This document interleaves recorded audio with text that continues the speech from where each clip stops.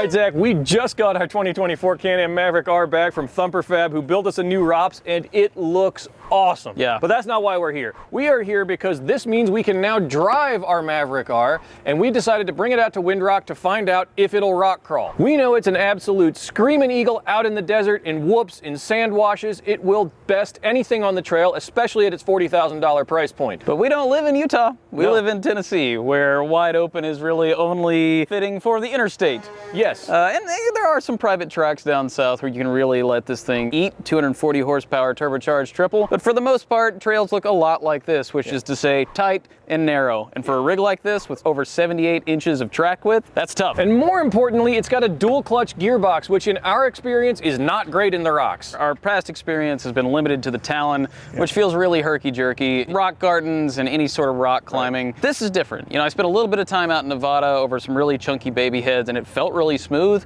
I want to know if that's still true out here. And the nice thing is we do have some like throttle modes in this thing, so it can calm the Maverick R's natural throttle response down a little bit, so you're not always at full send. So our question is, do East Coasters need to go looking somewhere else when it comes time to buy their next sports side-by-side? Is this machine just not for us? I bet the answer is no. I think this thing will be just fine out here. What do you think? I agree, and I'm not just saying that. We put this thing on our RTI ramp, and it did a really good score, especially for something that's meant for the desert. Even at over 2,200 pounds, even at 78 inches wide, even with the DCT, this thing managed a 606. Oh, 606. Okay, a 606 on our RTI. That is really good. That's within spitting distance of the top rigs we have ever tested. And keep in mind, this is a desert railer. This is not a rock crawler. I think you're right. I think she's gonna do great. Theories are only as good as the paper they're written on. Let's get after it. Cardo sponsored this video and sent us two of their new systems. The first is the Edge ORV communicator, and the second is the Edge Phones headphones. That's gonna be great because your spotter doesn't want to be wearing a lid all the time, and the Edge phones will incorporate the Cardo Pack Talk Edge right into the phones. You take your lid off,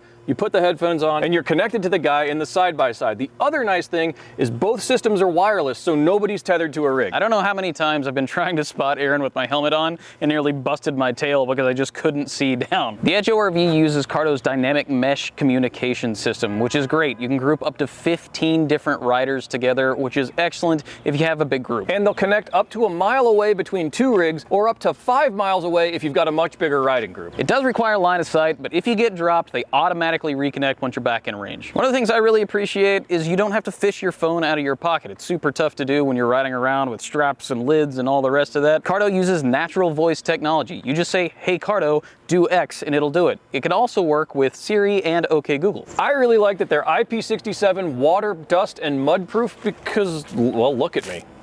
It's gross out here. I need a bath. And both the Edge phones and the Pack Talk Edge are powered by JBL speakers. And they have one-way directional mics, which cut out wind noise and engine noise. And if you think that sounds like nonsense, we were riding around earlier in that crap can bug that we built, and you don't hear any of that in the headphones. All you hear is the guy next to you talking in your ear. Another cool thing is audio mixing. You can have your GPS, your music, and the intercom running all at the same time, and the Cardo just automatically sorts it out for you. Cardo also built a really slick app that works with all of their communicators. You can do just about everything right in the palm of your hand. There are over-the-air updates. You can set up JBL audio profiles for each user. You can adjust the mic sensitivity. And importantly for us, you can record audio for content creation. But maybe my favorite thing about it is that it installs right into your helmet with no tools required. You can do it all by hand. It takes about 10 minutes to snap in. Everything is adhesive and Velcroed, and you are good to go. I mean, it took 2 tools earlier today to put them in. Way-oh. Us tools. Yeah, 2 tools. And the best part for you all is that Cardo's giving you a 10% discount just for being our viewers. So boop the link in the description below and get 10% off. Cardos are going to be pretty handy because we're here on Trail 22. It's a relatively short trail right at the beginning of Windrock.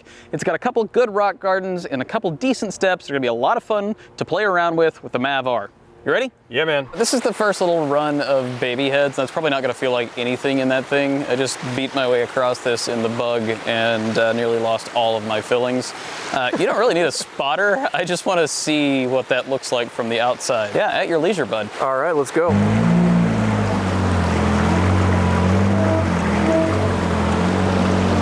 Oh, look at her. Oh, man. Like Watching butter. Watching those tall models go. Just gonna watch my spotter. You don't need to look at me, bud. That thing looks so cool. Yeah.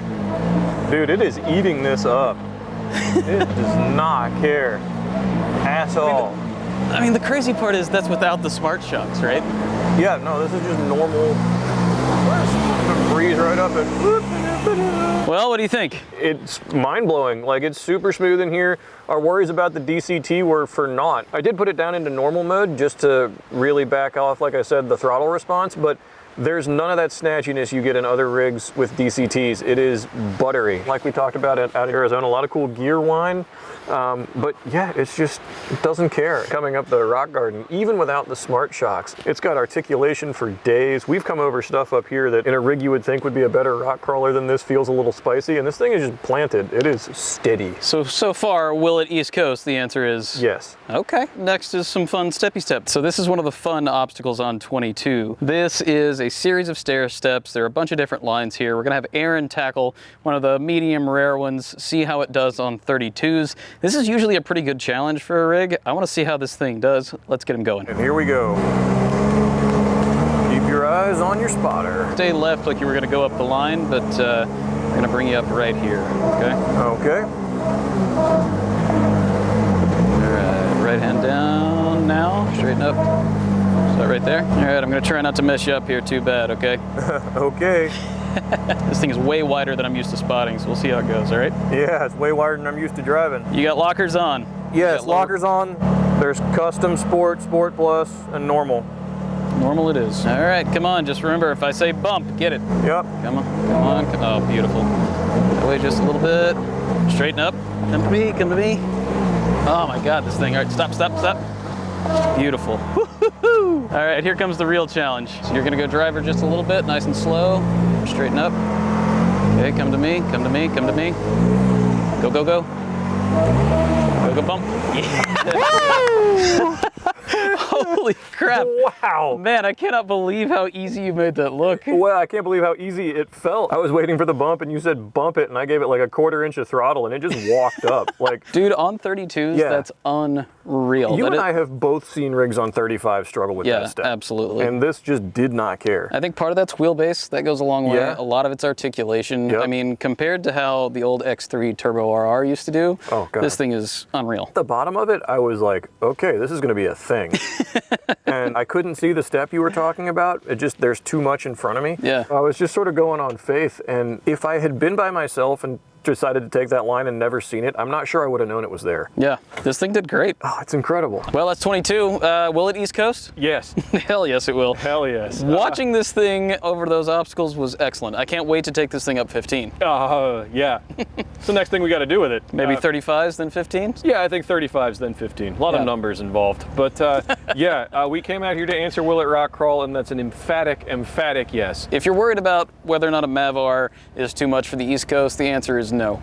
More horsepower is never the problem. Nope. There's a chance you'll get a hold of one of these and never see the floorboard if you live out here, but you won't care because it is so good at everything. Yeah, absolutely. We got to get cleaned up and home, I guess. Yeah, I got to get back to Virginia. Thanks for watching. Check us out 5 days a week at utvdriver.com. We've got news, reviews, and side-by-sides. And then head over to our social medias, Facebook, Instagram, TikTok. We'll see you there. You know, we sometimes shoot multiple videos in a day, and today we did, we finished the bug build and also a little bit on the Mav R. And that meant having to take this down 22, which I was not really prepared to do. Some gave all of their spot welds.